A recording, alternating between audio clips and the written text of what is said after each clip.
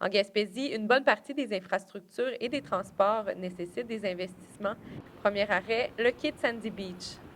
On ne peut pas le céder en état pitoyable où ce qu'il est aujourd'hui. Tous les candidats s'entendent sur cette idée. Le gouvernement fédéral se doit de réparer, de réfectionner, de le mettre à niveau, ce quai.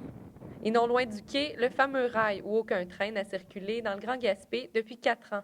Et même si le dossier est essentiellement de compétences provinciales et régionales, le sujet a largement retenu l'attention des candidats fédéraux. On aurait un grand avantage à ce que le côté sud de la péninsule ait son train. Depuis le début de son mandat, Philippe Tourne a fait du retour de Via Rail sa priorité. Son parti a d'ailleurs élaboré un projet de loi pour s'en assurer. On veut bien avoir un service complet qui sera en Gaspé, mais ça va prendre du temps. Entre-temps, le Spoutnik, ça va prendre la place. La compagnie pourrait revenir, mais pour cela, les rails doivent être en état. Un projet que la candidate libérale est loin de trouver prioritaire pour la région. Ce qui est important au niveau du transport, c'est de transporter nos gens, puis on aurait beaucoup plus de facilité à reprendre l'autobus.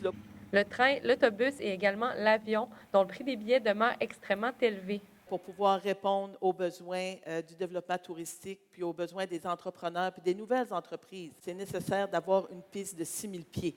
Tous les partis veulent démocratiser le transport par avion pour le Bloc et cela passe par l'abolition de la taxe sur la sécurité aérienne. Il y a une taxe qui a été instaurée depuis le 11 septembre, les attentats du 11 septembre. Les chances que la Gaspésie se fasse attaquer sont plutôt minces.